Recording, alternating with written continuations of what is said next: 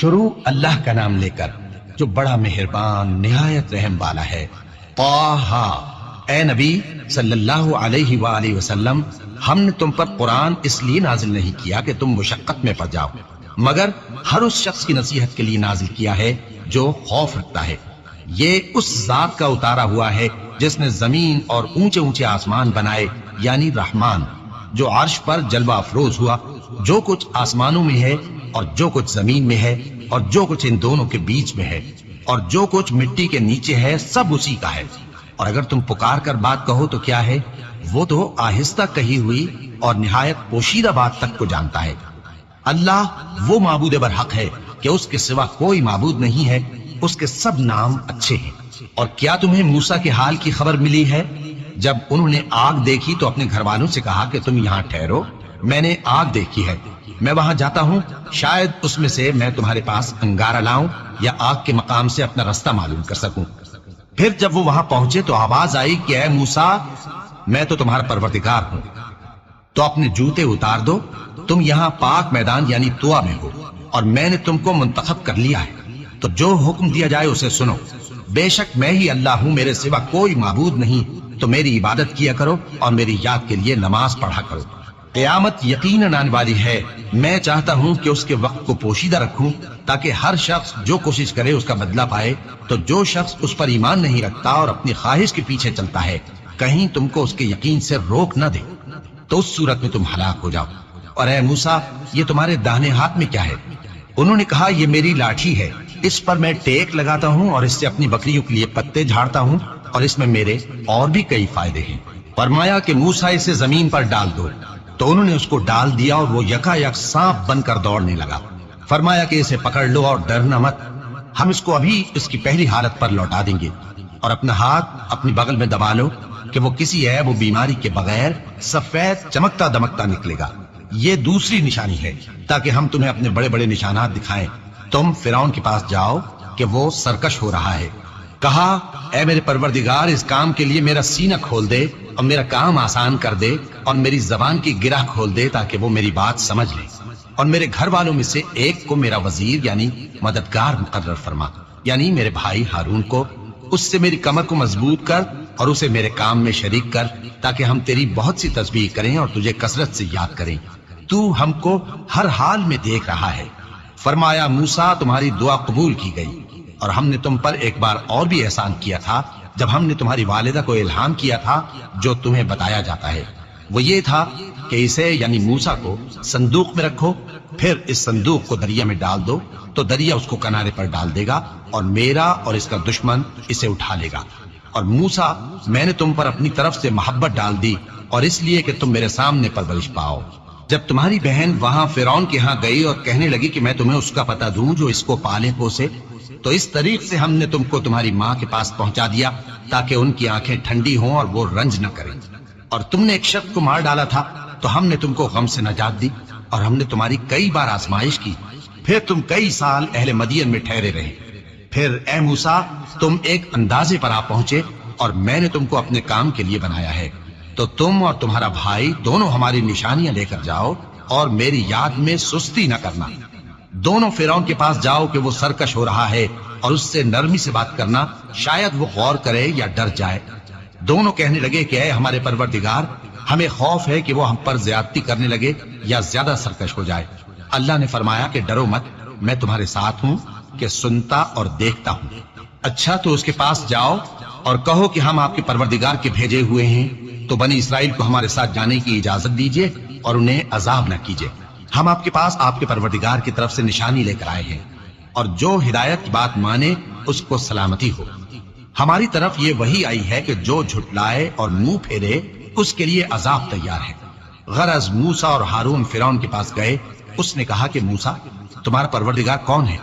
کہا کہ ہمارا پروردگار وہ ہے جس نے ہر چیز کو اس کی شکل و صورت بخشی، پھر راہ دکھائی۔ کہا تو پہلی قوموں کا کیا حال ہوا؟ فرمایا کہ ان کا علم میرے پروردگار کو ہے جو کتاب میں لکھا ہوا ہے۔ میرا پروردگار نہ چوکتا ہے نہ بھولتا ہے۔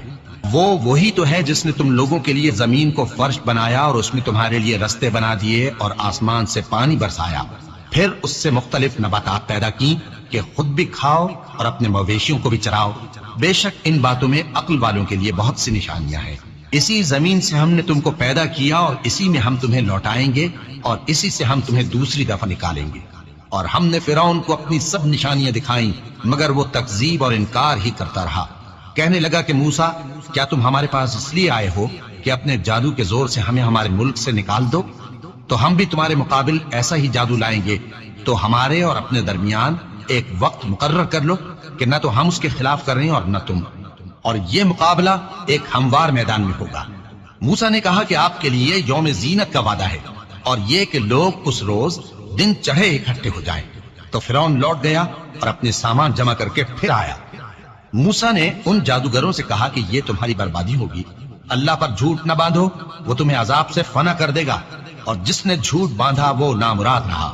تو وہ باہم اپنے معاملے میں جھگڑنے اور چپکے چپکے سرگوشی کرنے لگے۔ کہنے لگے یہ دونوں جادوگر ہیں، چاہتے ہیں کہ اپنے جادو کے زور سے تم کو تمہارے ملک سے نکال دیں اور تمہارے بہترین مذہب کو نابود کر دیں۔ تو تم جادو کا سامان اکٹھا کر لو اور پھر قطار باندھ کر آؤ، آج جو غالب رہا وہی کامیاب ہوا۔ جادوگر بولے کہ موسیٰ، یا تو تم اپنی چیز ڈالو یا ہم اپنی چیزیں پہلے ڈالتے ہیں۔ موسیٰ نے کہا بلکہ تم ہی پہلے ڈالو۔ جب انہوں نے چیزیں ڈالی تو یکا یک ان کی رسیاں اور لاٹھیاں موسیٰ کے خیال میں ایسی آنے لگی کہ وہ میدان میں ادھر ادھر دوڑ رہی ہے۔ اس وقت موسیٰ نے اپنے دل میں خوف محسوس کیا۔ ہم نے کہا خوف نہ کرو، بلا شبہ تم ہی غالب رہو گے، اور جو چیز یعنی لاٹھی تمہارے داہنے ہاتھ میں ہے اسے ڈال دو کہ جو کچھ انہوں نے بنایا ہے اس کو وہ نگل جائے گی۔ جو کچھ انہوں نے بنایا ہے یہ تو جادوگروں کے ہتھ کنڈے ہیں، اور جادوگر جہاں بھی جائے کامیاب نہیں ہوگا۔ اس پر جادوگر سجدے میں گر پڑے، کہنے لگے کہ ہم موسیٰ اور ہارون کے پروردگار پر ایمان لائے۔ فرعون بولا کہ پیشتر اس کے کہ میں تمہیں اجازت دوں تم اس پر ایمان لے آئے، بے شک یہ تمہارا بڑا یعنی استاد ہے جس نے تم کو جادو سکھایا ہے، سو میں تمہارے ہاتھ اور پاؤں مخالف سمت سے کٹوا دوں گا اور تم کو کھجوروں کے تنوں پر سولی چڑھوا دوں گا، اور تم کو معلوم ہوگا کہ ہم میں سے کس کا عذاب زیادہ سخت اور دیر تک رہنے والا ہے۔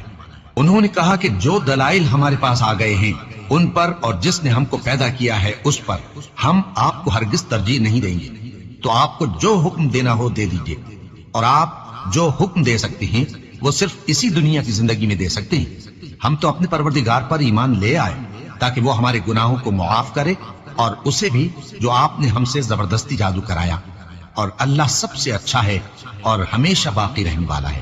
جو شخص اپنے پروردگار کے پاس گناہگار ہو کر آئے گا تو اس کے لیے جہنم ہے جس میں نہ وہ مرے گا نہ جیے گا، اور جو اس کے روبرو ایماندار ہو کر آئے گا اور عمل بھی نیک کیے ہوں گے تو ایسے لوگوں کے لیے اونچے اونچے درجے ہیں، یعنی ہمیشہ رہنے کے باغ جن کے نیچے نہریں بہ رہی ہیں، ہمیشہ ان میں رہیں گے، اور یہ اس شخص کا بدلہ ہے جو پاک ہوا۔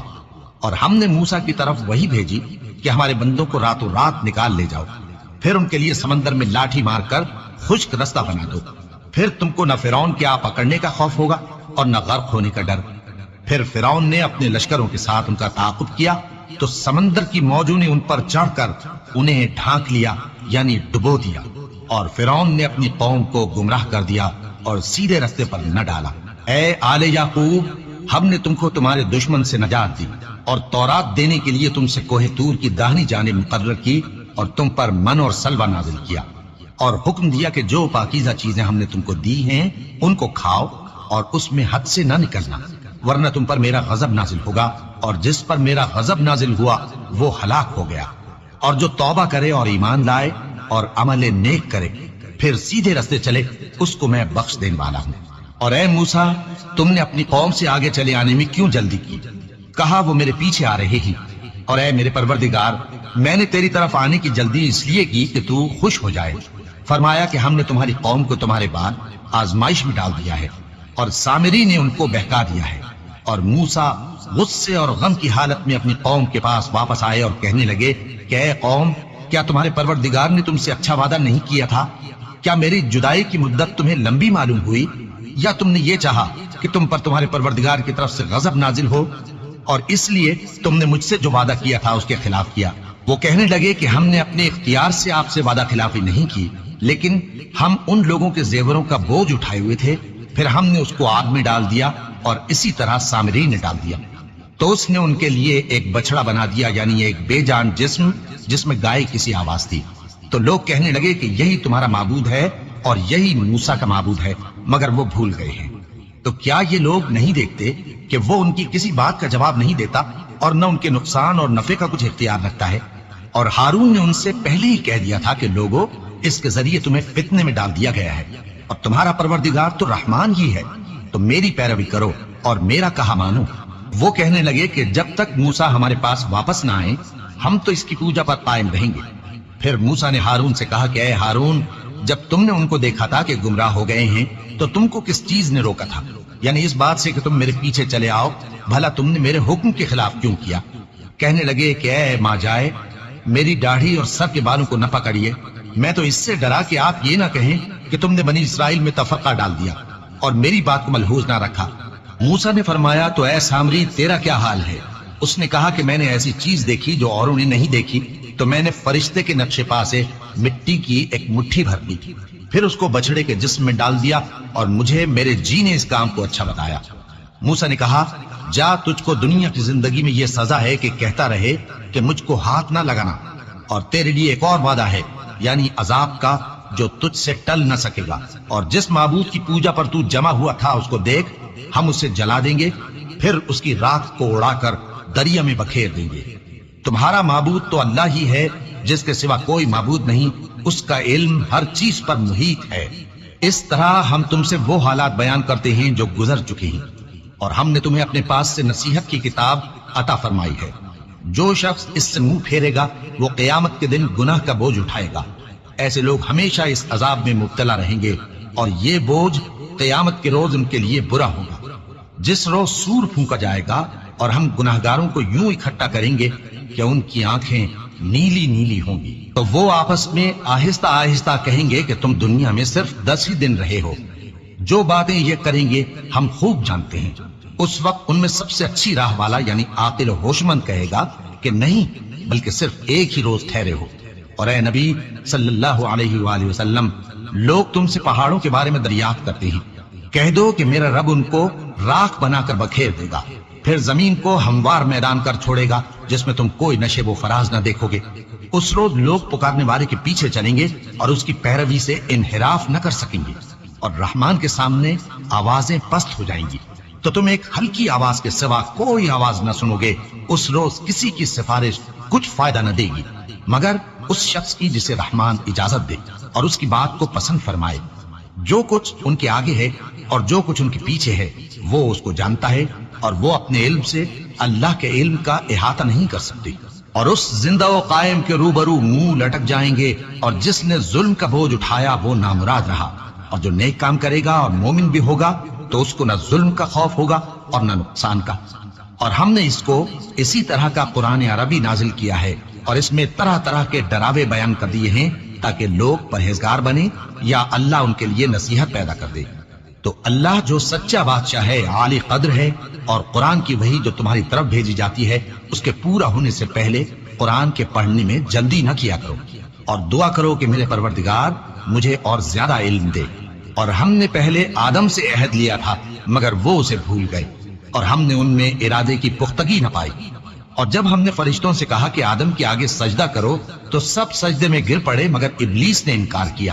اس پر ہم نے فرمایا کہ آدم، یہ تمہارا اور تمہاری بیوی کا دشمن ہے، تو یہ کہیں تم دونوں کو بہشت سے نہ نکلوا دے، پھر تم تکلیف میں پڑ جاؤ۔ یہاں تم کو یہ آسائش ہے کہ نہ بھوکے رہو نہ ننگے، اور یہ کہ نہ پیاسے رہو اور نہ دھوپ کھاؤ۔ پھر شیطان نے ان کے دل میں وسوسہ ڈالا اور کہا کہ آدم، بھلا میں تم کو ایسا درخت بتاؤں جو ہمیشہ کی زندگی کا باعث ہو اور ایسی بادشاہت کہ کبھی زائل نہ ہو؟ تو دونوں نے اس درخت کا پھل کھا لیا تو ان پر ان کی شرم گاہیں ظاہر ہو گئیں، اور وہ اپنے اوپر بہشت کے پتے چپکانے لگے۔ اور آدم نے اپنے پروردگار کے حکم کے خلاف کیا تو وہ اپنے مقصد سے بے راہ ہو گئے۔ پھر ان کے پروردگار نے ان کو نوازا تو ان پر مہربانی سے توجہ فرمائی اور سیدھی راہ بتائی۔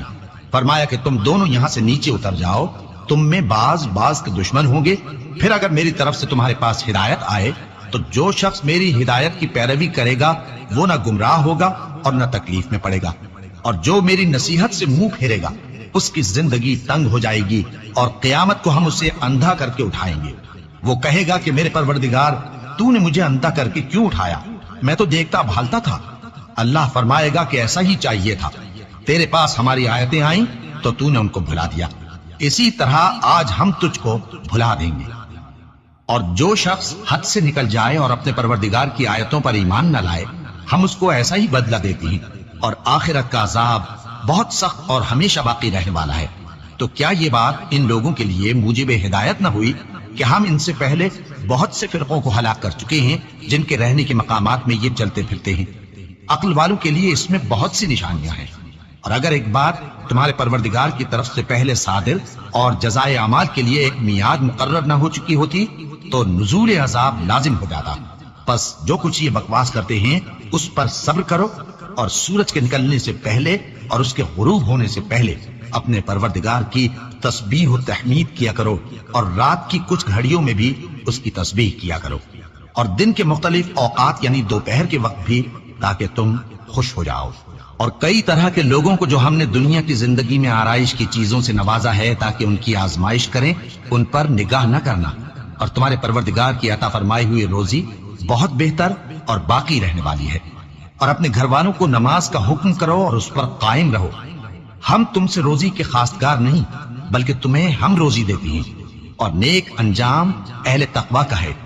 اور کہتے ہیں کہ یہ پیغمبر اپنے پروردگار کی طرف سے ہمارے پاس کوئی نشانی کیوں نہیں لائے؟